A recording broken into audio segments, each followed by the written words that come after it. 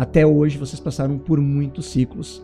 Então, quero conhecer mais a história de vocês, né? Como é que tudo começou, como é que vocês se juntaram, como é que foi esse movimento? Bom, começo eu que sou mais velho, né? Mais velho de empresa. Bom, na verdade, eu comecei como office boy com 17 anos, na Aspersul, né?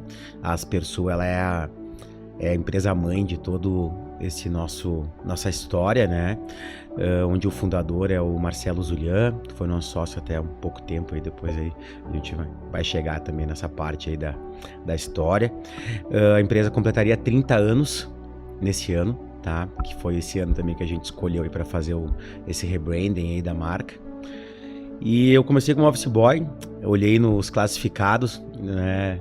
Uma vaga de office boy e tava meio revoltado lá com o pai, com a mãe, né? Aquela momento de rebeldia dos 17 anos. E disse, não, vou arrumar emprego, não preciso de vocês, aquela história toda. E aí, cara, vi no classificados, fui lá pra vaga. Eu tive uma grata sorte, que a irmã do sócio, daí era um outro sócio já, eles eram 2 sócios,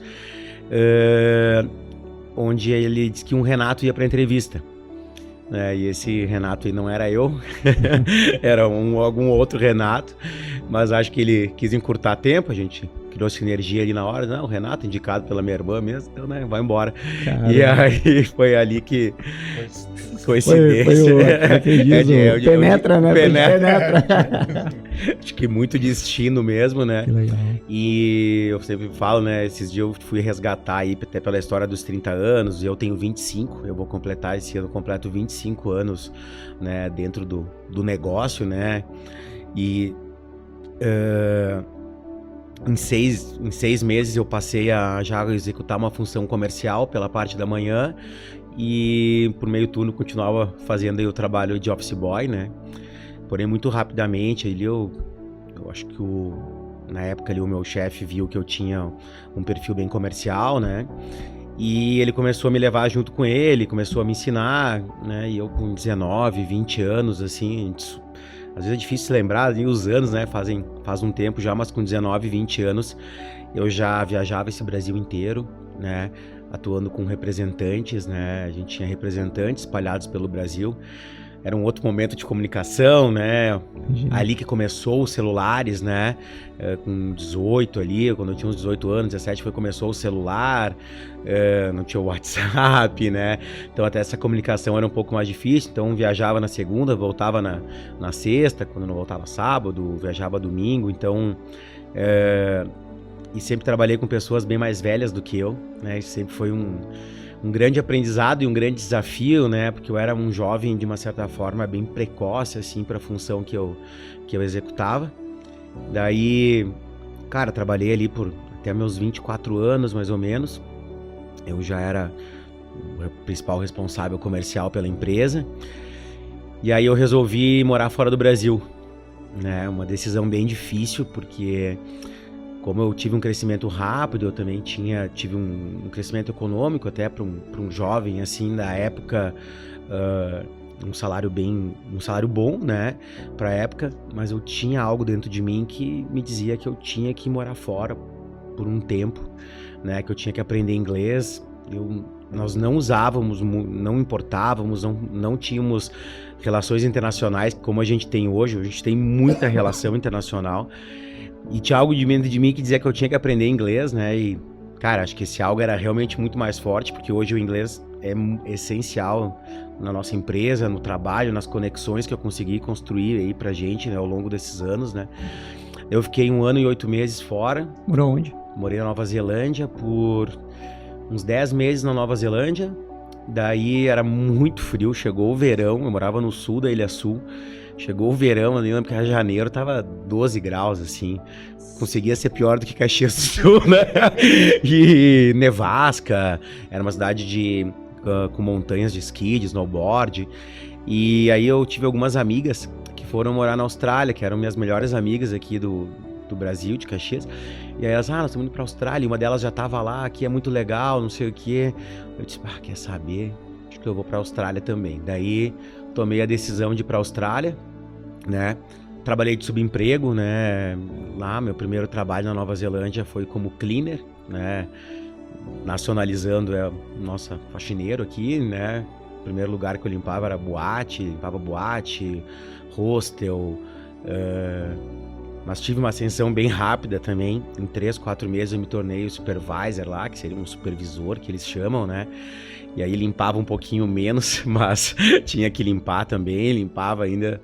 E aí trabalhei só nessa empresa, Nova Zelândia, só tive esse emprego, né? Como eu acabei tendo um cargo melhor e fui crescendo, consegui ter ali uma certa confiança do dono, do proprietário, né? Fazia a gestão da equipe ali, nós éramos uns 12, 15 cleaners lá, então eu já fazia aquela gestão deles também, todos brasileiros, tinha 2 gringos só, e o restante brasileiro, todos com inglês muito ruim, inclusive o meu, né, que tava lá aprendendo e trabalhava, estudava, minha vida era trabalhar, estudar, eu sentia que eu tinha que aprender inglês o mais rápido possível, daí me tornei supervisor, tinha que falar com o dono, né?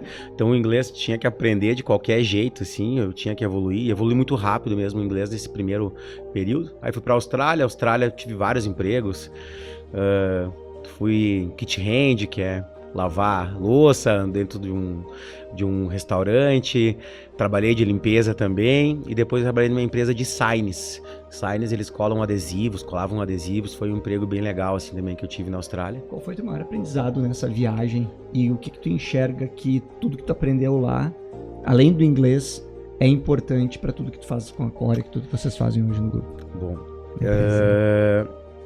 tem um ponto muito importante assim que quando a gente cresce muito rápido, isso vale no emprego, vale na nossa vida, quando a gente se torna empresário também, né? Que a gente tem pontos que a gente quando vê pode estar perdendo alguns valores e perdendo principalmente uma característica que minha mãe sempre me pediu para preservar, que é a humildade. E aí, quando tu tá lá e tu é o faxineiro, tu é o que não recebe o bom dia, o boa tarde. Tu é o invisível, o ser invisível dentro do ambiente, né? E aquilo começa a te mostrar que, cara, tu quer ser como é importante ser visto, né? Como é importante ser tratado todo mundo da mesma forma, com respeito. Um dos maiores aprendizados que eu tive na viagem, acho que foi esse resgate de entender que humildade tem que estar dentro de nós em todo momento e que nós somos todos iguais, tratar todas as pessoas da mesma forma é algo muito importante. Eu acho que isso foi algo que acho que essa viagem tinha essa mensagem. Acho que essa mensagem tinha que ser dada pra mim. Acho que lá veio muito forte, assim.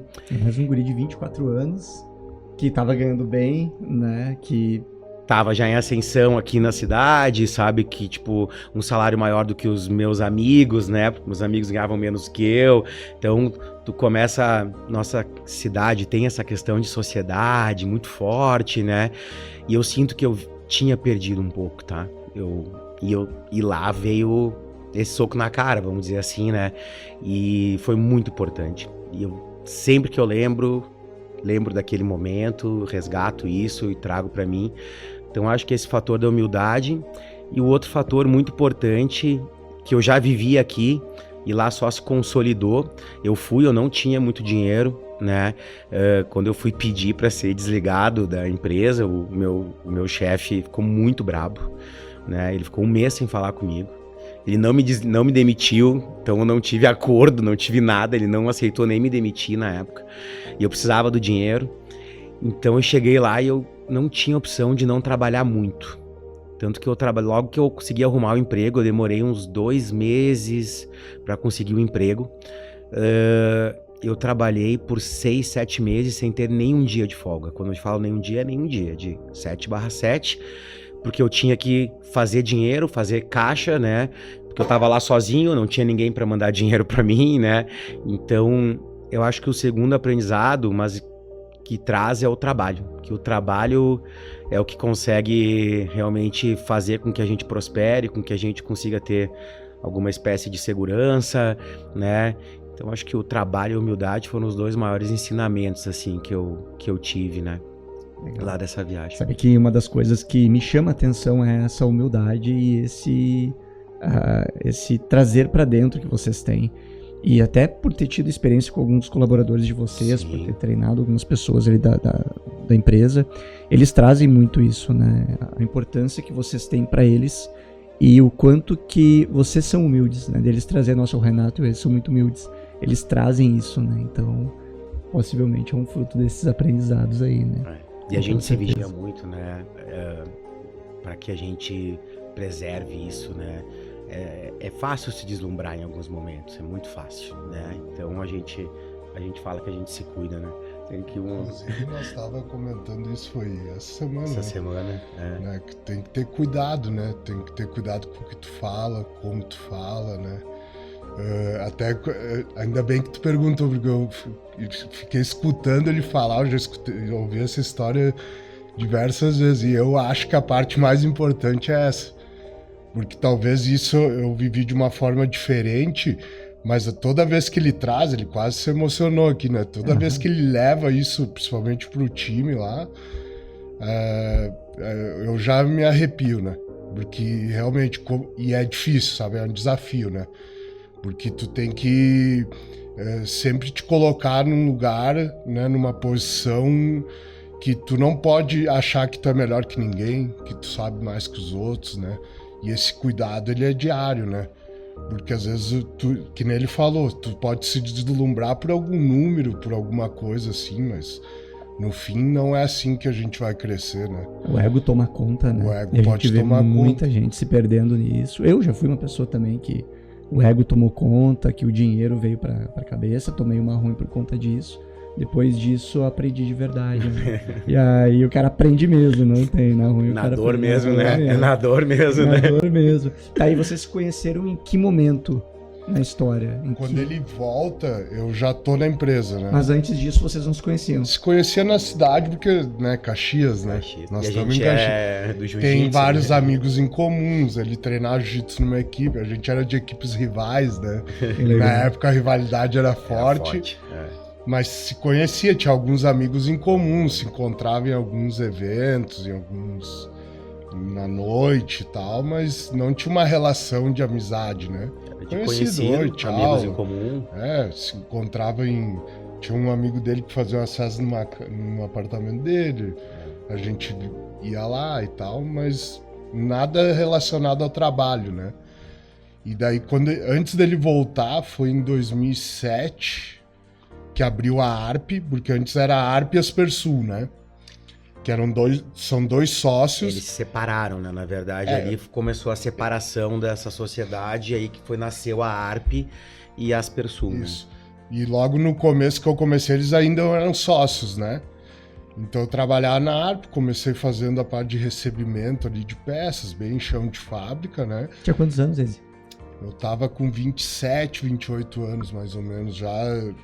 Eu digo que eu comecei a trabalhar meio velho, não que eu não tenha trabalhado antes, né? Mas antes essa parte é legal, porque antes desse emprego eu tava trabalhando no Lar São Francisco de Assis ali. Era tipo um auxiliar geral, eu limpava banheiro, arrumava cadeira de roda, faltava faxineiro, ia arrumar cama, carregar os velhinhos, e no sábado a gente ia nas feiras recolher doação de frutas, legumes e tal, né?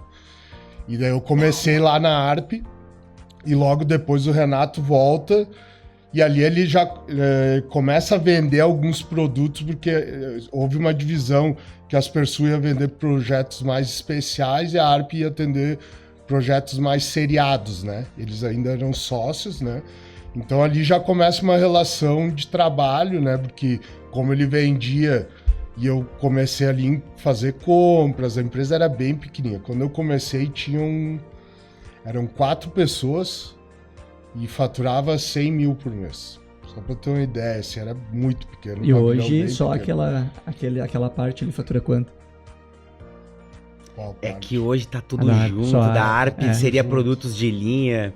É difícil dizer assim um número, mas, cara, hoje é muito mais. 20 vezes mais. Umas 20 vezes mais, mais. pra mais até. Acho que é mais. Só nessa parte aí. Né? Legal. E daí começa a relação de trabalho, e daí eu vou deixar ele contar, porque daí ele vem pra ARP, né?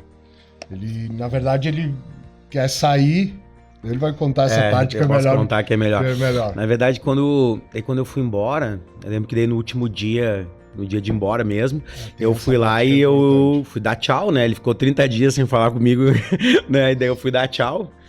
E ele disse, eu só vou te perdoar se tu... Quando tu voltar pro Brasil, o primeiro lugar que tu vir seja aqui, né? E não deu outra. Eu cheguei num domingo, eu fui lá na terça ou na quarta, na outra segunda eu comecei a trabalhar. Aí eu voltei pra Aspersul, né? Eu acabei voltando pra Aspersul, voltei pra um cargo comercial e executando praticamente a mesma função que eu executava antes. Porém, eu percebia que tinha algo estranho. Essa história da ARP, da Aspersul, eu percebia algo estranho, né? Tinha um clima que não estava tão legal, assim, mas não conseguia entender bem o que era. Daí passou... Eu não lembro se deu um ano, tá? Eu até acho que não chegou a dar um ano, assim. E aí eu acabei... Uma headhunter mesmo me procurou, achou e me fez uma proposta. Eu tive uma proposta de emprego, assim, de uma outra metalúrgica. Era um ramo similar ao nosso, mas não era uma concorrente, assim, mas era um ramo que tinha a ver com a parte de ventilação, que é o que, né, as cabines de pintura a gente trabalha, ventilação, né, uma engenharia aerodinâmica que a gente chama, e ela tinha muito a ver com isso. E eu disse, cara, eu voltei com a mente muito aberta de lá, né, querendo fazer as coisas, querendo que as coisas acontecessem. E ali eu vi que como tava tudo isso muito estranho, eu disse, cara, quer saber, eu acho que eu vou aceitar essa proposta aí. Acho que de repente eu preciso viver outro ciclo na minha cabeça, assim, né? E aí eu fui conversar com o meu chefe, né, na época ainda, né? E expliquei pra ele, cara, tá estranho, né? Eu não tô me sentindo bem com algumas coisas, estão acontecendo e tal. Daí ele disse assim, não, cara, não posso aceitar que tu saia. Eu quero que tu venha ser o gerente da ARP. Eu não te levei ainda porque a empresa era muito nova e eu não teria como te pagar, né? Até porque o faturamento baixo, né? Comparado com a Aspersul, o faturamento era muito baixo. Eu disse, cara, eu não tenho como te pagar e tal. Eu não ia fazer esse movimento por isso, mas eu vou dar um jeito, né? Daí... Eu sempre conto que foi muito legal, porque aquele ano a gente cresceu... Entrou bem virou o ano, tu começou Virou o ano, janeiro. por isso que eu acho que não deu um ano que eu fiquei ali na Aspersul. E eu comecei já em janeiro, porque foi bem no final do ano ali essa proposta. E aí, cara, aquele ano... Acho que a gente quintuplicou a empresa. Cara, foi absurdo. Acho que eu fiquei com aquele sentimento assim, eu preciso me pagar, né? Aquele sentimento que eu precisava me pagar, daí eu acho que eu trabalhei 10 muito. vezes mais sem estrutura. Sem estrutura nenhuma. Com a mesma estrutura. Fazer muito com cara, pouco, empresa, né, iniciando, tudo pequeno. Eu lembro que logo ficou tudo pequeno, né? Mas a gente teve uma ascensão muito rápida naquele primeiro ano ali. Né, que esse foi o sentimento, e ali que a nossa relação começa, né, a se estreitar mais, vamos dizer assim. Foi ali tu assumiu o comercial daí Aí eu assumi o comercial, né? Tinha um comercial lá? Nem tinha comercial. Ela nem tinha ninguém. Eu na verdade nós fazia as vendas lá pela Aspersul mesmo. E daí ali eu foquei em vender o que tinha ali. A ideia era vender os produtos dali e crescer os produtos de linha mesmo. Na verdade, naquela época se fez uma pré-divisão, que a gente venderia mais um produto no mercado moveleiro e a Aspersul ficaria mais no mercado industrial. Isso durou uns 3 anos, eu diria. Que foi um ano e pouco eles continuaram sócios, né? E depois eles se separaram. Daí por mais um ano ainda ficou ali funcionando esse acordo, porque era um acordo meio no fio do bigode, não era um acordo escrito. E logo depois a gente começou vendendo metal mecânico também, daí virou concorrente. Daí sim, começamos a construir equipe, a gente chegou a ter uma época, logo depois ficou pequeno realmente a fábrica, não tinha nem escritório, porque o escritório era um mezanino, né? E aí a gente pegou e separou o comercial, colocou o comercial num escritório no centro, muito mais pra gente poder ter espaço, né? Daí a gente separou da fábrica o escritório. E depois a gente se mudou e daí a gente voltou ao escritório, todo mundo voltou pra dentro da fábrica, né? E aí nisso vocês dois a gente se uniu. É que eu eu digo assim, foi uma grata oportunidade, né? Imagina tu, pra mim, né? Imagina tu começar num negócio que tá no começo. Recente, quando eu comecei lá, a empresa não tava naquele lugar, acho que fazia 2 meses, né? Então foi uma oportunidade muito boa de crescer junto, né? E depois que o Renato entrou, ou crescia ou alguém ia te tirar de lá, né? Não tinha não crescer. Ou me acelera o negócio. Ou acelera. Tanto que quando ele fala muito de trabalho, que ele falou lá, cara, eu na ARP trabalhava 7/7. Era impressionante porque não dava conta, nós não tinha estrutura, né? Não tinha gente, né? Tanto que tem uma história que é engraçada que eu conto às vezes, né? Que eu decidi comprar um notebook por minha conta e pedi pro diretor, posso usar para trabalhar, porque pelo menos eu podia trabalhar em casa algumas coisas que ainda era tudo muito no Excel, né? Um sistema bem precário e tal. E ele sim. E eu lembro que na época, os colegas da época, eu fui extremamente criticado, né? Como é que tá gastando esse dinheiro pra empresa, né? E eu pensar, cara, eu tô construindo meu futuro, né? Eu vou acreditar naquilo. Fiz em 10 vezes o computador, porque não tinha recurso. Mas eu achei que era uma decisão certa e não me arrependo, porque no fim foi, né?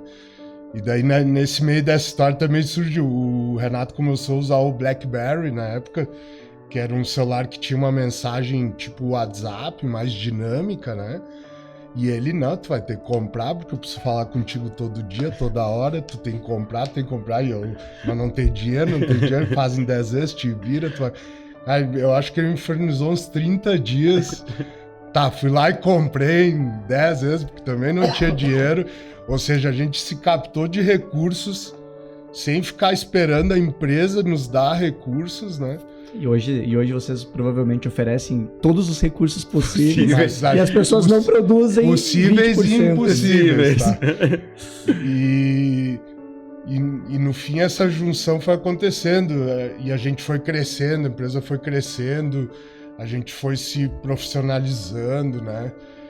É uma história, assim, que tu vai olhar lá pra trás, assim, eu digo que as coisas foram acontecendo e tu vai tomando decisões que às vezes parece, pô, mas por que eu tomei essa decisão, né? Às vezes parece que foi Deus que disse pra te fazer algo que não fazia sentido. Vamos parar pra pensar. Não faz sentido um funcionário adquirir um computador para trabalhar para a empresa. Não faz zero sentido. Mas, cara, eu acredito muito que é Deus, né? E é a visão. Né?